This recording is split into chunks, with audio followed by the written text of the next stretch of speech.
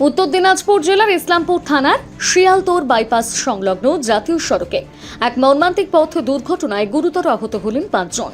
ঘটনাকে কেন্দ্র করে এলাকায় ব্যাপক চাঞ্চল্যের সৃষ্টি হয়েছে। স্থানীয় সূত্রে জানা গিয়েছে, শিলিগুড়ি থেকে দেওঘরের উদ্দেশ্যে একটি ছোট 4 চাকা গাড়ি যাচ্ছিল। ইসলামপুরের শিয়ালতোর বাইপাস এলাকায় পৌঁছতে একটি ট্রাক্টরের সঙ্গে গাড়িটির মুখোমুখি সংঘর্ষ হয়।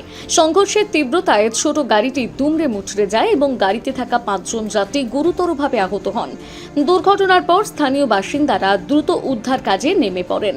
আহতদের উদ্ধার করে তড়িঘড়ি ইসলামপুর মহকুমা হাসপাতালে নিয়ে যাওয়া হয়। বর্তমানে সেখানে তাদের চিকিৎসা চলছে বলে জানা গিয়েছে। ঘটনার খবর পেয়ে ইসলামপুর থানার পুলিশ দ্রুত ঘটনাস্থলে পৌঁছে পরিস্থিতি নিয়ন্ত্রণে আনে। পাশাপাশি দুর্ঘটনাগ্রস্ত গাড়ি দুটি উদ্ধার করে থানায় নিয়ে যাওয়া হয়েছে। এই বিষয়ে প্রত্যক্ষদর্শী সৌরভ সরকার জানান, ওখানে বসেছিলাম, তো এই গাড়িটা ওখান থেকে ধান টান ফেলে আসতেছিল, আর এই গাড়িটা আসতেছিল। এই গাড়িটা কোনো দোষ নেই, এই ট্রাক্টরওয়ালা এসে লাগাচ্ছে। তারপরে এরকম দুর্ঘটনা, এই গাড়িটা এই দিক থেকে আসছিল আর এই গাড়িটা ওই দিক থেকে পার হচ্ছিল। তো কি মনে করছেন, যেখানে ট্রাফিক কোনো পুলিশ ব্যবস্থা থাকলে কি? হ্যাঁ, এখানে যদি পুলিশ ব্যবস্থা থাকতো তাহলে এরকম কিছু হতো না। এখানে সামনে একটা স্কুল আছে, আমি নিজেও পার্সোনালি অনেকদিন বাচ্চাগুলোকে পার করে দিয়েছি। এখানে যেরকম ওই সামনে গাছগুলো আছে, দেখা যায় না কিছু। পুলিশগুলো তো সামনে তোমার দাঁড়িয়ে থাকে, কোনো দেখাশোনা কিছু করে না। ওদের শুধু হাতটা দাও, বাস কাজ হয়ে যায়। কি দাবি চাচ্ছেন?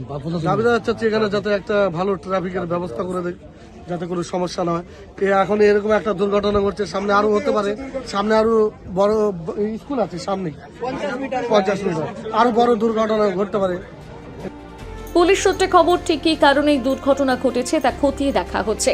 ইতিমধ্যে ঘটনা তদন্ত শুরু করেছে ইসলামপুর থানার পুলিশ।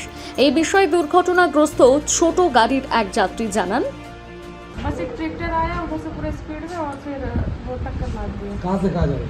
हम लोग अभी सिटीगुड़ी से आ रहे थे देवघर के लिए, रांची से आ रहे थे। घूमने के लिए? हाँ, कितने आदमी थे? हम लोग 7 लोग थे। দুর্ঘটনার জেরে কিছু সময়ের জন্য জাতীয় সড়কে যান চলাচল ব্যাহত হলেও পুলিশের তৎপরতায় পরে পরিস্থিতি স্বাভাবিক হয়। ইসলামপুর থেকে বিশেষ প্রতিবেদন, নিউজ টুডে।